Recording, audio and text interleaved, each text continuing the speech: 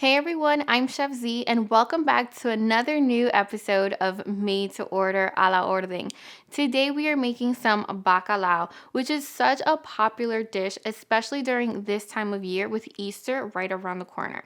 Now, if you've never had bacalao, I'm going to warn you right now. This is a super salty fish that they kind of douse in salt to preserve it and keep it fresh. And honestly, the majority of the work when it comes to making this delicious dish is actually extracting out all of that salt. I'm going to walk you through how to actually do that, but do keep in mind that once you've gotten rid of all of that salt, this dish comes together in like no time. Like I'm talking under 30 minutes.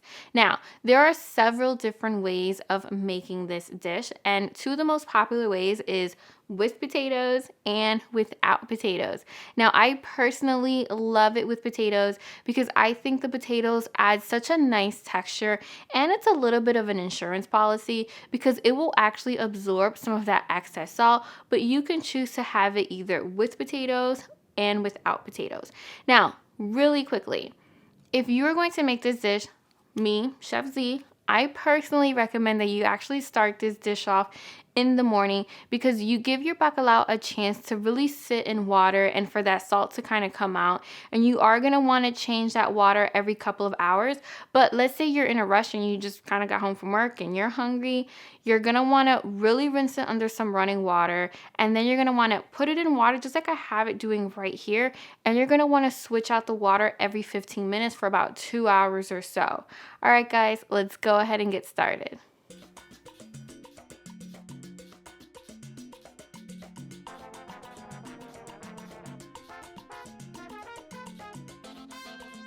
First things first, we're going to rinse the bacalao under some running cold water, and we're going to very gently rub it because we want to start getting a lot of that salt out. And like I mentioned before, we're going to do this a few times throughout the day or every 15 minutes or so if you're doing this in a rush. We're then going to place it into a bowl, and then we're going to add some more cold water, and you want to add enough so that it covers the bacalao completely.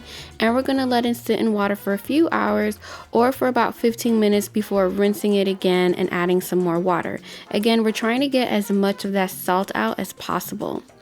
And once we've rinsed our bacalao, we've gotten a good amount of that salt out, we're then going to place the bacalao into a pot, and we're actually going to add some more water just like we did before. But do keep in mind we're going to add fresh water, and you want to add enough this time again to cover it completely. And then you want to boil it for about 20 to 30 minutes because you want the bacalao to become nice and tender.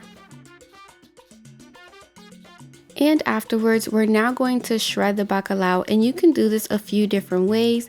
You can do it how I'm doing it right here, which is by using 2 forks, or if you let the bacalao cool down enough, you can actually do it with your hands. I do it either way depending on how hot the bacalao is.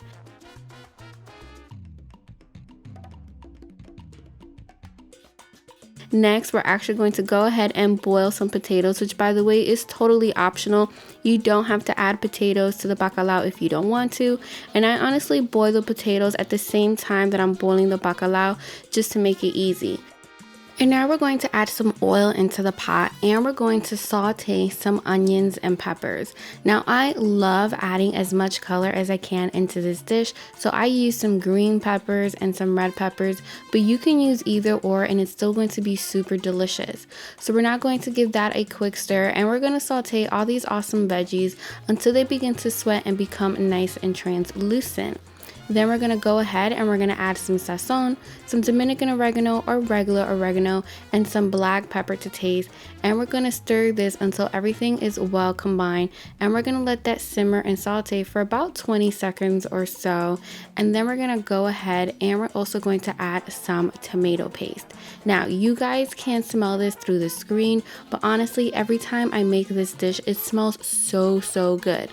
So you want to give that a stir, kind of breaking up the tomato paste just a little bit, and then we're going to add some fresh cilantro and about 1 cup of water. We're pretty much making a really thick sauce that's honestly very similar to the Dominican spaghetti sauce, except that this sauce doesn't have any sopita or chicken bouillon cube. So we're gonna mix that all together, being sure to break up the tomato paste in the process. And once this beautiful sauce comes to a simmer, it's time to add the star of the show. We're going to go ahead and we're going to add our shredded bacalao, and we're also going to add those awesome potatoes. And now once you've added everything, we're going to very gently fold it into the sauce. You want to be really gentle in this part because if you stir the bacalao and the potatoes in too rigorously, you're going to actually turn your potatoes and your bacalao into mush, and no one wants that. So once your bacalao has been covered in this amazing sauce, you're going to want to let it simmer for about 2 to 5 minutes, and then you're going to want to taste test it and see if it needs a little bit of salt.